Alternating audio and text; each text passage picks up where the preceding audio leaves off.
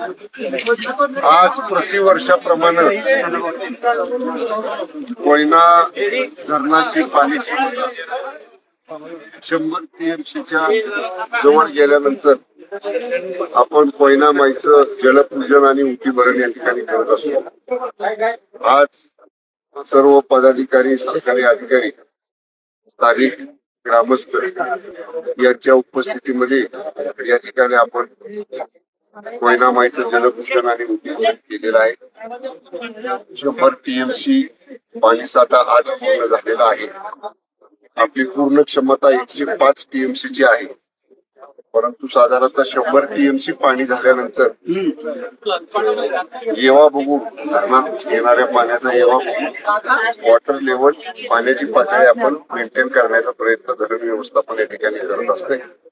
आज या वर्षी तसं पाहिलं तर 2 महिन्यापूर्वी 1.5 महिन्यापूर्वी थोडी चिंतेची परिस्थिती होती, कारण आतापर्यंतची सगळ्यात कमी पाणी पातळी केवळ 7 टीएमसी पाणी कोयना धरणामध्ये होतं। आतापर्यंत एवढं खाली पाणी कधीच गेलं नव्हतं आणि पण निसर्गानं साथ दिली आणि पाऊस चांगला मागच्या सव्वा महिन्यामध्ये आला आणि आज 100 टीएमसी पाणी साठा आपल्या कोयना धरणामध्ये झालेला आहे।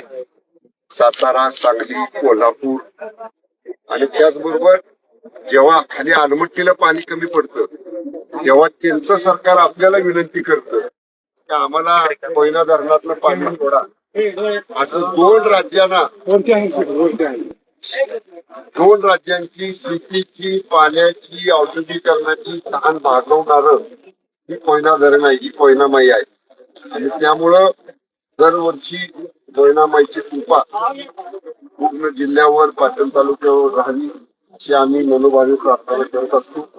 तशीच प्रार्थना आज केलेली आहे आणि पाणी साठ्याचं नियोजन या वर्षी अत्यंत काटेकोरपणे करण्याचं जिल्ह्याचा पालकमंत्री म्हणून आम्ही या ठिकाणी निश्चित केलेलं आहे। कुठल्याही परिस्थितीत गेल्या 1.5-2 महिन्यापूर्वी 7 टीएमसी पर्यंत खाली पातळी पाण्याची खाली पातळी बिलकुल आम्ही जाऊन या वर्षी देणार नाही आणि म्हणून त्याप्रमाणे काटेकोर नियोजन यंदाच्या पूर्ण हंगामाचं आपण केलेलं आहे। कोयना माईची निसर्गाची आर्थिक कृपा उपदृष्टी तालुक्यावर आणि जिल्ह्यावर, महाराष्ट्रावर राहावी एवढीच आजच्या कोयना माईच्या आमची सगळ्यांची प्रार्थना आहे।